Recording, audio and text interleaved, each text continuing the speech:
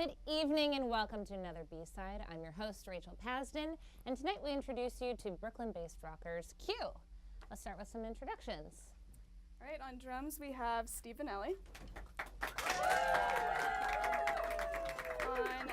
On keys we have Jack Sarah McLaughlin. Really stoked he was able to play. On bass we have Alex DeLucia.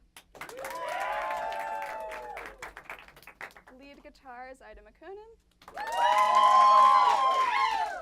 And then I'm Olivia Price. And how did you guys meet? College. Yeah. So I guess me and Steve were in a band together at Penn State. Okay. And Ida was in another band, so we just met through like the music scene. And I think immediately we're like taken with each other's songwriting. I remember, because we're like 2 years apart, but knowing who Ida was and thinking she was like the coolest person. My goal, so my goal of this whole night is to make her uncomfortable. Jesus. But yeah, I mean, And then how did the rest come together? So we also met Alex through the music scene. I was in Philly before moving to Brooklyn, and he was in a band with my friend Matt. And so that's how we met. And Jack, it was like a weird roundabout way through Fiverr, and we just landed in the same city.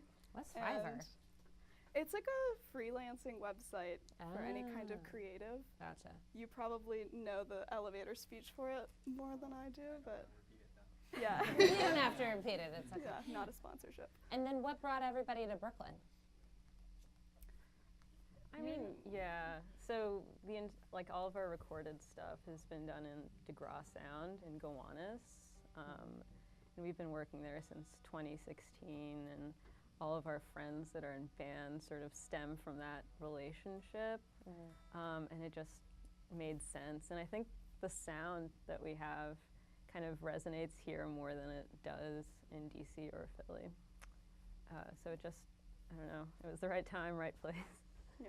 Got it. And do you find that the music scene here is wildly different than the music scene in DC and Philly, or is it similar?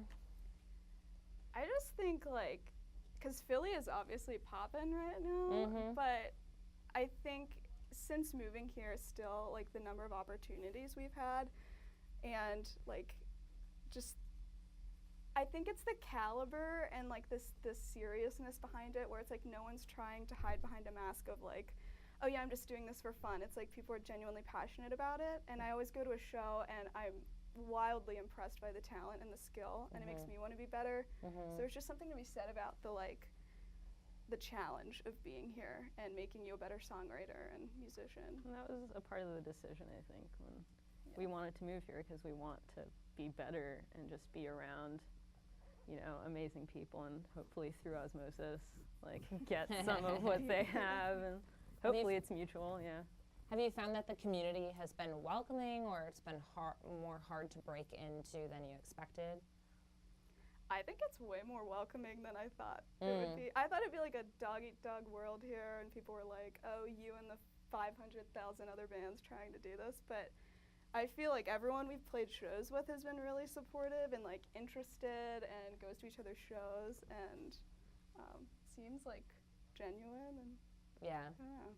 So you've been able to kind of find a community pretty fast here. Yeah, well, and it helped that through recording here, there's already like everyone that records at that studio too. We already had like a little family here, so we moved with a community in place, but it's just like grown. I know words. It's grown. Yeah. That's my accent. It's grown exponentially, I think, since we've been here. Sure. So, Yeah, that's great. And where does Q come from? I've been wondering this whole time. I don't think anyone The remembers. name. It just, Really? it was like, I think we're also big fans of Britpop, and like the idea of like Blur, Oasis, those one-word names where it's just, that's enough, you know. Yeah. Not the somethings or whatever, you know. What do people love more than waiting in lines, too? Yeah. Yeah. Well, let's move on to the next song, and then I'll talk to you afterwards. Sounds good.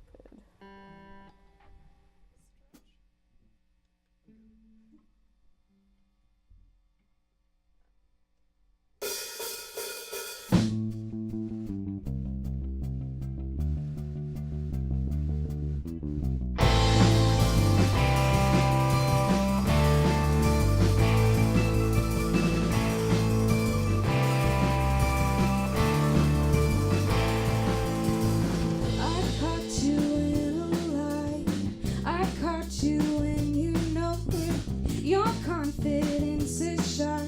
That's the way, that's the way. I said a million times, this isn't what I wanted. I think you showed me why. That is the way, that is the way. Run away from misplaced times to a place where consequences I assume are vacant times. You wanna live me, don't you?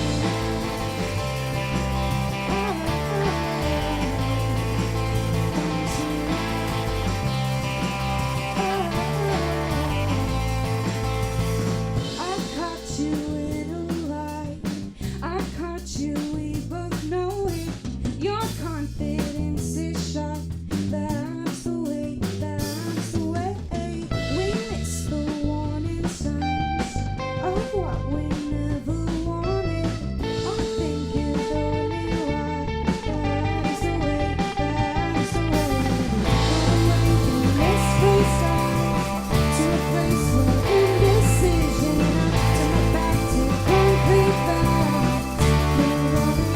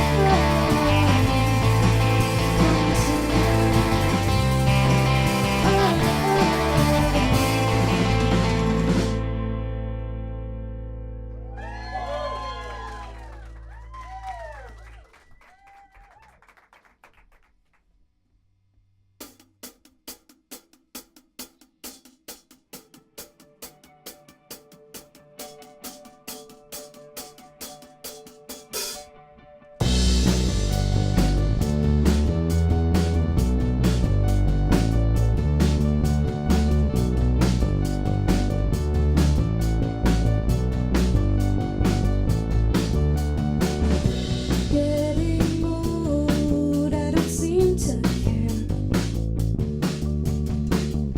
Silver lines growing parallel in my hair. Skin unmoved by college. It unfolds in unacquainted areas. I thought I'd never say I'm looking more like you every day. It's not a bad thing. I just wanna recognize the face. Just wanna recognize the face. I wanna recognize the face. Just wanna recognize the face. Hey, hey.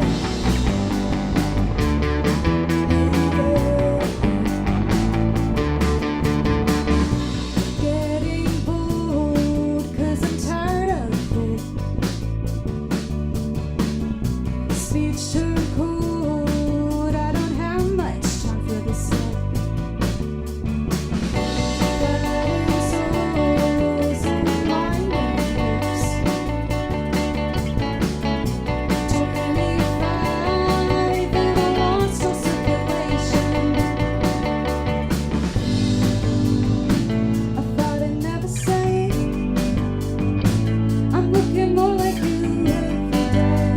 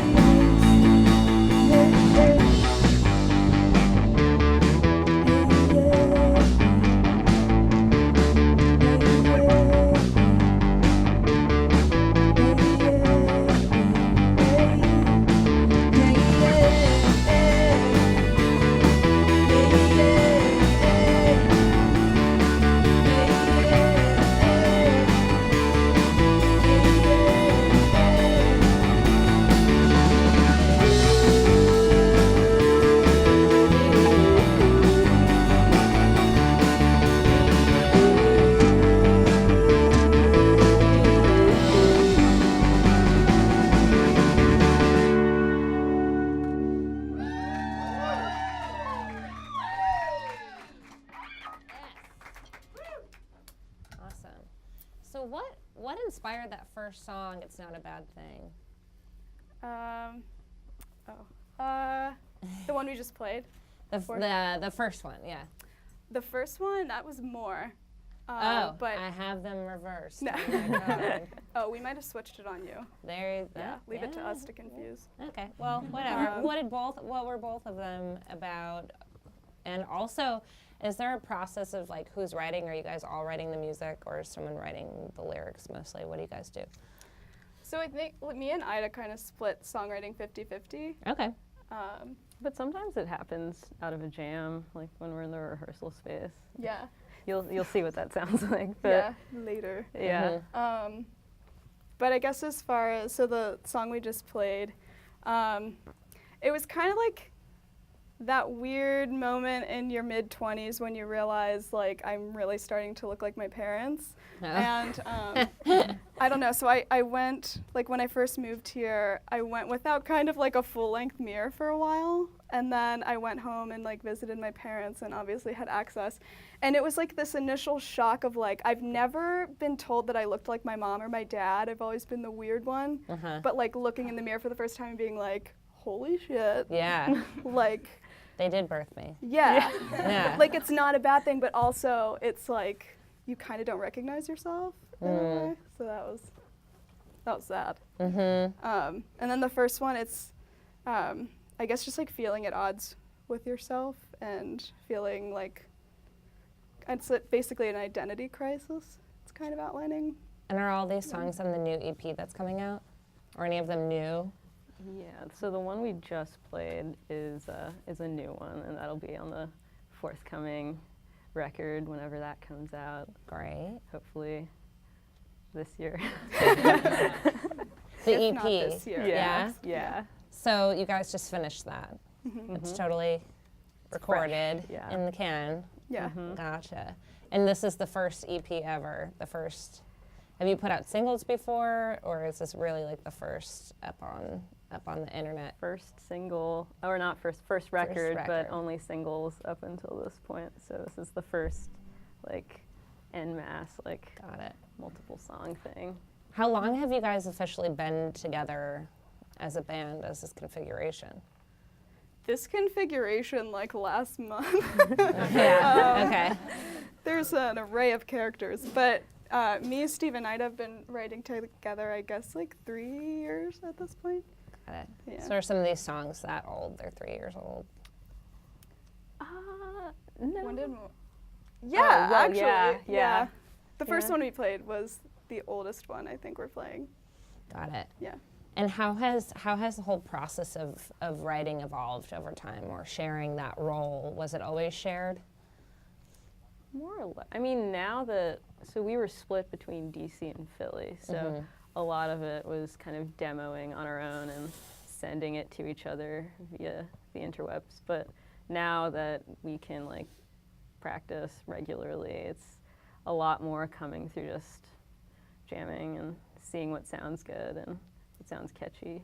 Plus we live together, so That helps. Yeah, you can't hide from each other now. Yeah. And your lives are blending, and like Yeah. you're just the same person almost, right? Yeah, like Yeah. we're becoming one massive Well, we human. finish Yeah. each other's sentences. That wasn't. And is there anything that you guys learned through the process of making the EP that was eye-opening? Just the first time of like recording everything, basically, right? Just never think you're like ahead of schedule, because turns out you're not. Like, we thought we were like doing pretty well 2 days in, and then another day happens and we're behind schedule. But it all worked out in the end, which is good. What happened? What were like the things like dragging you behind schedule that you didn't anticipate? Guitars that needed to be set up, like the neck was out of whack or whatever, and didn't anticipate that. Also, the piano wasn't like Tuned, yeah. the first. I don't know. Stuff that just freak of nature. I don't know. Stuff that just happens, Yeah. right? Was there any like rewriting or adding onto something that was the suggestion of the producer you were working with? Did any of those moments happen? So the song we're about to play used to be like 6.5 minutes, and he was like, maybe not. So shaved that one down to like 4. Got it. But we did like but- pre-pros. So. Yeah. We did pre-production before with him, so he just came in like a week ahead of time and listened to all the songs and was like, make that a bridge, not, you know, a super long intro that no one wants to listen to. And we're like, okay, ballad. What's your producer's name? Ben Rice. Ben Rice. How did you find him? Yeah, I don't know. Well, Tinder. he was. That should be a thing. No, he's been in bands that I'd heard of. So I'm from New York originally. So I remember when I was in high school, I'd heard of the band he was in. So I was aware of him then, and then I'd seen that he'd opened up a studio in Gowanus. So just kind of, we go way back. So it just happened. We grew together. Yeah. Yeah. That's interesting. Yeah, and it's interesting that like for so long you've been kind of like waiting to work with him, and now it's finally coming into fruition. We were texting this morning. So. Wow, amazing. Yeah. Do you guys want to go into your next one? Yeah. All right.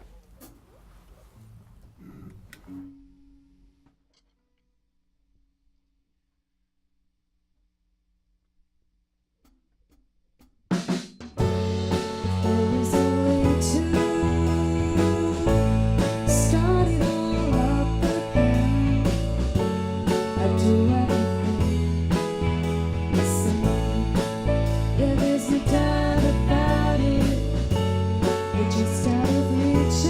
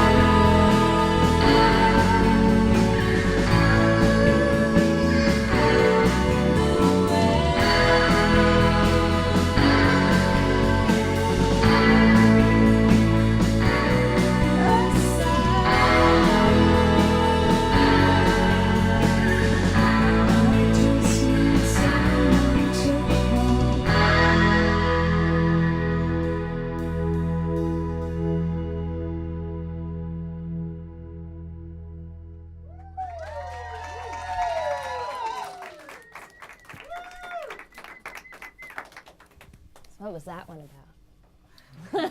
Who wrote that one?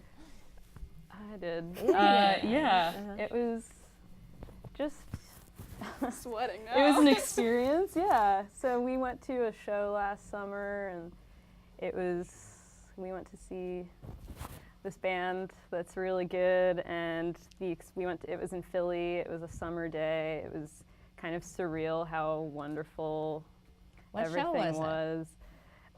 It was Hamilton Lighthouser Uh-huh. and Arcade Fire, and it was like one of those days where you're like, how is this? The weather is amazing. Everyone is awesome. The songs are really like resonating, and it's great. I don't know, just like a perfect day. So that's what that was about. Mm-hmm. Yeah. And Perfect Day was taken already, so you had to. Yeah. Lou Reed. Uh-huh. So I want to go we talked about the past few years of music, but I want to go way back to childhood. Let's talk about your childhood on this show. Just kidding. But, so where did music start for you guys? Did you start with a guitar? Did you start with singing? Where did it kind of all begin? I started so very young. I started violin lessons when I was 6, up until I was, a teenager, and then I realized, I don't know if violin is that cool. So I was like, Hot take. guitar is cool. Mm-hmm. And so I played that, and just having played strings for such a long time, it was kind of easy to just get the hang of, the hand-eye coordination thing. Were you kind of on that violin path where you were playing every day? Yeah, well, until I wasn't, because I was like, this isn't cool. I This hate isn't this. going to get me any points. But now I wish I had just, stuck with it, because it's cool to have a string section in a band. Could you pick it up at this point? Yeah, it would take You could pick it up. like right now. Yeah, Could physically pick it up. Yeah. Yeah. Yeah. I mean, it would take a few sort of practices to really get in the groove of it, but once you learn, you can't forget. Are you interested in ever writing strings for the band? Do you feel like you could you're invested in that? I mean, sometimes when I'm demoing things, I'll try to add a string synth part to it, but I don't have the technology to record violin. Also, I don't know if I want to commit to that and reproducing it live. Sounds doubtful, yeah. But Yeah. you do it. Okay. But I mean, who knows? It's always a possibility. Possibilities. Experimentation in the studio. Yeah. Yeah. What about you? This is the cliche answer, but I've been singing since forever I can remember. But I don't know. I picked up guitar in 10th grade, and because I was like, oh, Taylor Swift is super cool, and I want to write songs like her, and I picked up guitar, and But singing wise, I was in choir for 13 years, and went to this classical voice teacher for a while. So Got it. yeah. Just kind of been doing it forever. Yeah. And do you, I mean, I feel like most people have pretty eclectic taste, even though you guys are playing rock music. Is there any other kind of music that you've ever written or played, or do you ever want to do something else that's different than a rock band with your backgrounds as musicians? I think what kind of makes this dynamic cool is we all listen to very different music growing up. I think you were rock.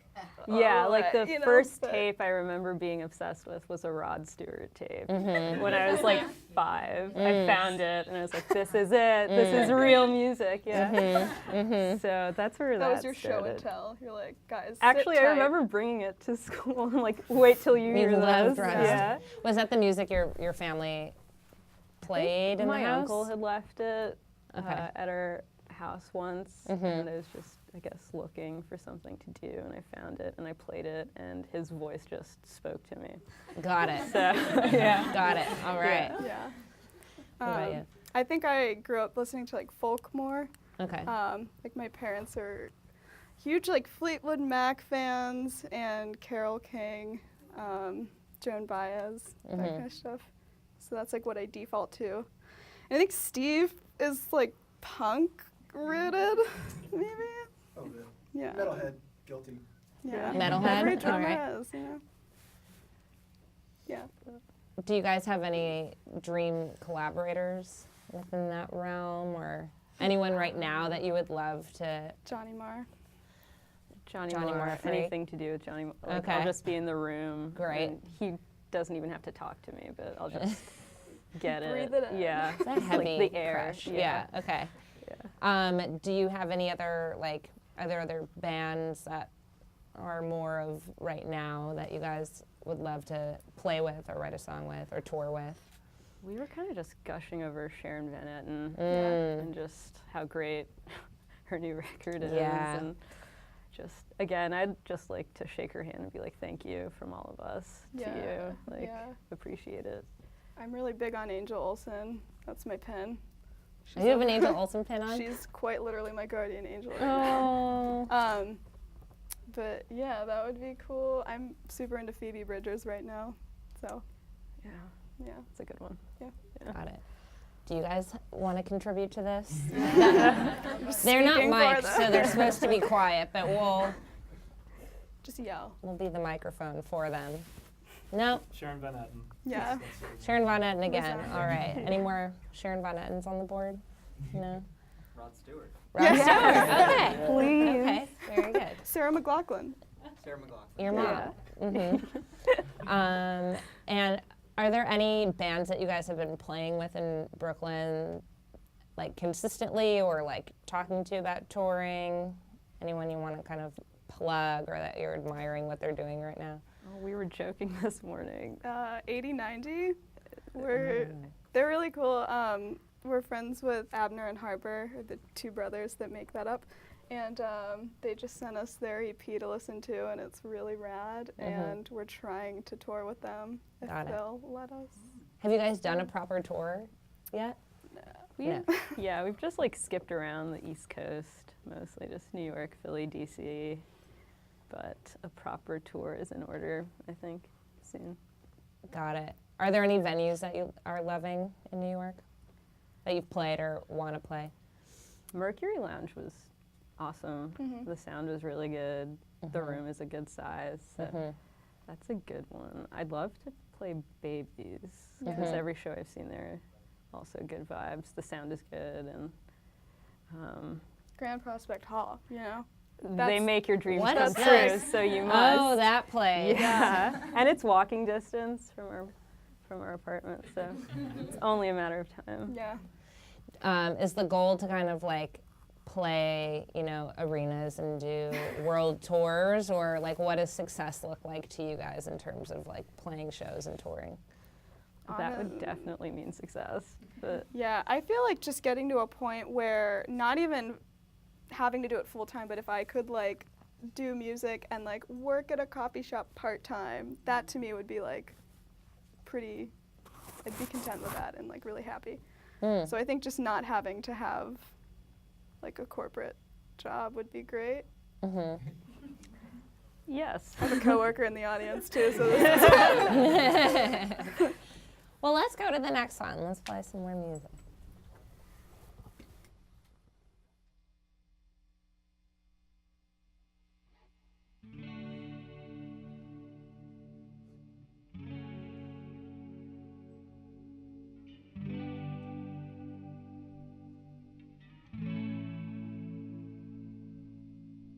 Nothing you do that I can't forgive. Ever around, but I still want in. My time is yours, and you know it's true.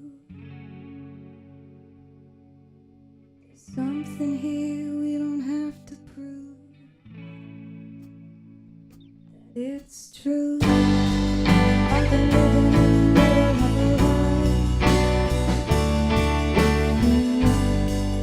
There's just something in the middle of the night. We've been living separate lives.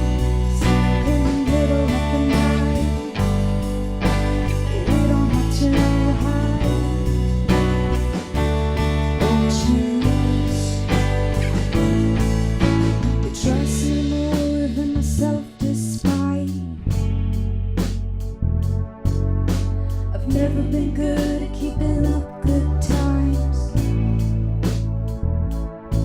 Now I'm falling back while the days roll by. We lose track of where we are sometimes. But it's true, I've been living in the middle of a lie with you. There's just something in the middle of the night. We've been living separate lives in the middle of the night. We don't have to hide.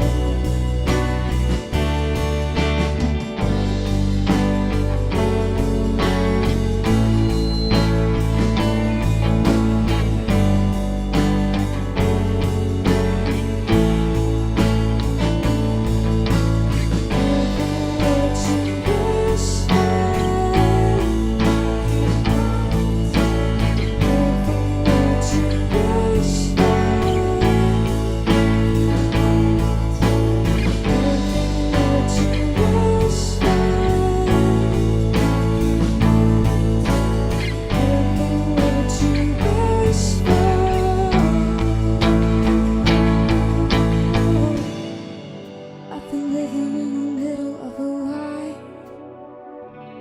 with you. There's just something in the middle of the night of you. We've been living separate lives in the middle of the night. We don't have to hide. Every word you whisper.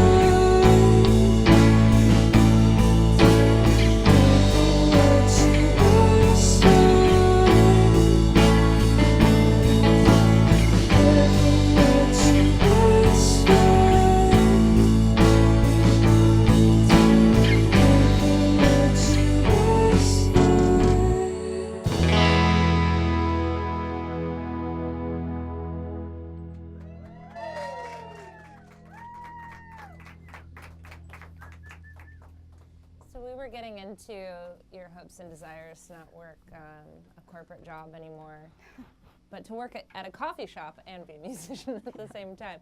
What do you feel like you guys are going through as new artists? Like, what are some of the struggles, having to work a Monday through Friday and also find time to be creative when you're tired at the end of the day and go home? Like, what are some things that you guys are kind of like fighting now that you're in New York and have to grind a little bit harder, probably, right? That's the big one. It's not being too tired to like rehearse during the week. I work in the Bronx, and I live in Brooklyn. Oh my gosh. What's your job? What do you do? I work at the zoo. Cool. Yeah. What do you do at the zoo? See, Never met that's somebody when who it works gets at the like zoo. a little. So I work with data, so databases and stuff, like really riveting. Gotcha. stuff. All right. Like so we all reports thought and you things. like. Yeah, I know. Yeah. Okay. I knew where this was Just going saving us all. as soon as it left my mouth. But yeah, so my commute is like an hour 40 minutes. Oh man. So by the time I get home, it's 6 something or whatever. So having the energy to then like go practice And be in a creative, challenging. mindset, I'm sure. But it helps now that the sun is still kind of out when I get out of the train station. So that Can we talk about the zoo a little bit more then for a second? Because I'm kind of like, do you have any insider zoo information for all? I don't think any of us have ever met anyone who's worked at a zoo before, so I'm speaking for everybody right now, but like, what are the secrets of the zoo? Like, what are some zoo secrets? secrets of the zoo. Well, there are lots. The what? The gossip. The gossip, the hot goss. I don't know about gossip, but there are cool things that I didn't know that they do there. So they do like brew at the zoo, which is basically like a little beer festival type thing where you can get a beer and also check out the sea lions if that's your thing. And they also have this dinosaur interactive like exhibit thing that they're doing, which is crazy. I like looked out my window the other day and I just saw a T-Rex head sticking out of a giant truck kind of move. It was very jarring, but yeah, I don't know. This sounds like you have to play a show at the zoo. Yeah, I've would been be awesome. asked to do it for the holiday party, which I Should don't have done wanna it. do. You missed your Yeah. chance. Also, Zoo Gossip is my new band name now. Yeah. Yeah. Zoo Gossip. Okay, so getting home, you have a long commute. I don't know why you live in Brooklyn if you're working in the Bronx. Do you have you just prefer to like be over here and that's where your job is? Well, or- everything else is here Yeah. outside of work. Our rehearsal space is in Gowanus, so like if I didn't live here, I would have to come here anyway to rehearse and all the good shows and everything I want to do socially. The whole music community is Yeah, here. Yeah. exactly. Steve is 5 blocks away, and we have separation anxiety. Yeah, like we can't get too far or else it just doesn't We'll feel kill right. you. No. Olivia, what do you do during the day? I am a sales support specialist for an HR consulting firm. Wow. That's the Spark Notes version. For I don't know. Okay. Um, I get a paycheck and that's all. Yeah. It's learning. Yeah. So you have to talk to people all day on the phone who are being super mean to you, or are they mean? No, it's like I don't really interact with the client too much, but it's like 50% of my day is being on calls, and being on calls that are like ranging from 7 a.m. to like 10 p.m. So it's just like at a point I feel like I'm on call for work, and so it's like if I ever need to step out for like band practice, it's kind of like, I don't know, like I have my phone on me all the time. It's just extra stress, but Yeah. I don't know. And did you guys go to school for music or for what you're doing now? It was geography, so it literally makes no Yeah. sense. You should be working at the zoo. That's Yeah. what she actually has my dream job. So, and she wow. worked at African African Wildlife Wildlife Foundation. before, and I was like, Dream crush. They're plugs Stealing for those all of dreams. my employers that I've ever had. yeah. What do you guys do? We can shout out. And what are your day jobs? You want to go first, Alex? Sure, I work in insurance. Insurance. Great. Skip. No. I do IT consulting. IT consulting. Musician. Teach. Session work. Gigs. Great. So they need you around. He's a full-time musician. Yes. Can't pick up the tab though. Yeah. Got it. You're biting on all of their corporate jobs to survive, but you are the full-time musician. Okay, got it. Okay. So did all this, I mean, you said you've been singing forever, you've been playing music forever. Did this kind of start as a hobby and something you like to do? And then at what point were you like, actually, we want to really pursue this and do this and move to New York and take it more seriously? I mean, I've been telling my parents it's a hobby so they don't freak out, but it's really, whoops. it's like what I would ideally do all the time. So it started out, I guess, as a hobby, but I feel like once you lock into it, you can't really think about doing anything else, you know? See, my parents were like, we're banking on this for retirement, so they started me at a young age. They're like, be famous. Oh. Easy check. No. That's no pressure at all. Yeah. Yeah. No. I'm Please be exaggerating, famous. but Got it. Yeah. And do you feel like you're going to continue, like, are you guys feeling good? Are you feeling like in your groove now that you're in New York, or Yeah. you're trying to drop that like corporate job, or what do you? That's what hopefully is gonna I mean, you set this goal. I don't know if we agreed to it, but you're like, next year, no Oh. job. oh yeah, we're quitting. Yeah. But did I say that But- about 2019? Because I we're halfway through that. 2020. 2020? I don't know. Coming soon. Coming soon. Who knows? Yeah. The next song is coming soon. Right. Maybe it's now, if you want to. Is that float away? Okay.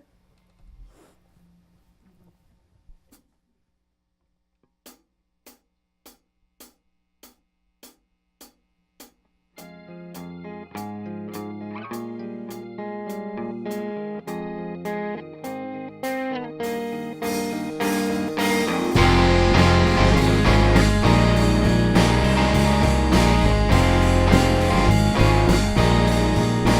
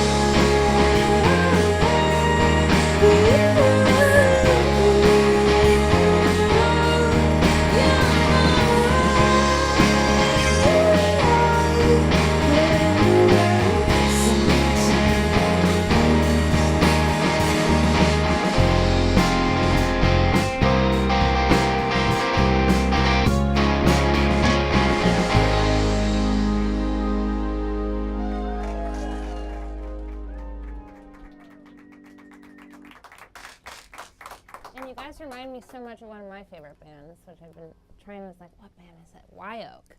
Oh. Jen Wasner. Like, you kind of sound like Jen. Oh, nice. Too, I think. But I've been thinking about them this whole time. Aw, that's a compliment. You like them? You know them. Yeah. You're like, never heard of them. No. So what's No, next for you guys? What are some goals? What are some, like, you know, what do you hope to do in the next year or two? What's coming up? Putting the record out is a big one. Yeah, we were just saying, like, now we're in the, so everything's done and we're in the planning phases, which you could easily stay in for like 2 years. So it's more so, I don't know, just try to keep on it Yeah. and get it out, and then, yeah, like a tour would be cool in support of it. Basically, this is the year we like really just want to get our shit together because we've like just been kind of flailing around for 3 years, it feels like. It's a productive flailing, right? Yeah. Yeah. Yeah. What did you mean before when you said, like, the planning phase could just last years? What's involved in that, like, in your mind? I think just trying to get it to circulate as much as it can, pitching it to places, trying to figure out like the PR situation, the release plan in general. And I think that's what we've learned with like putting out so many like singular releases is there has to be like a backlog of content that you need to have at the ready to put out. And we've never been great at that, admittedly. So I think this time we're just trying to be really conscious of like.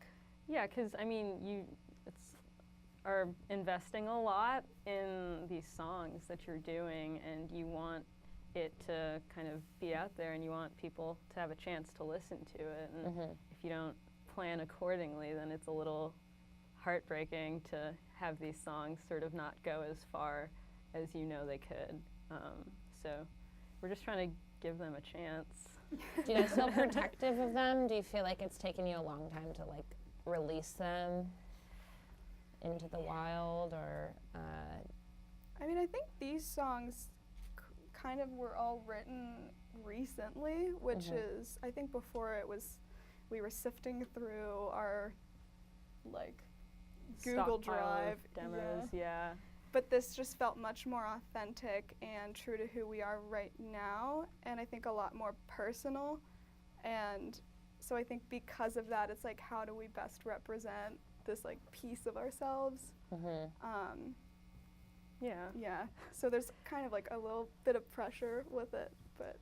Are you guys bigger fans of the writing and recording process, or are you like wanting to play more? Because I feel like bands are either like they want to be writing and in the studio all the time and always be making a record, or they just like want to be on stage all the time and they play. Well, I think the interesting thing about these batch of songs is that we did actually play them live for the most part before we recorded them, where beforehand it's you learn what you're going to play based on how it turns out in the studio. But we had the chance to sort of work it out in front of people and workshop it and see, you know, what people respond to and what, you know, they think is lame. So Yeah, I feel like it was almost the opposite of our past experiences, where it's like, well, how do we make these sound as like full as they do live versus how do we make these sound as full live? Yeah. Which was a nice problem to have. Get experimental. Yeah. We didn't answer your question, I don't think. No, but you guys are so lovely. Just keep talking. I love it. Well, we're going to close out the show. So thanks. And you guys are going to do one more in a second. But that's tonight's B-side. Thanks again to Q.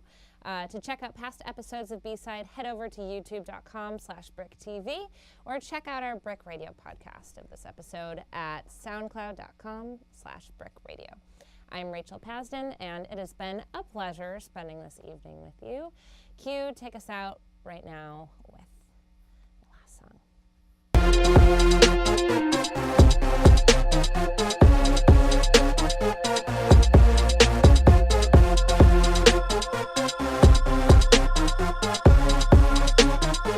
song.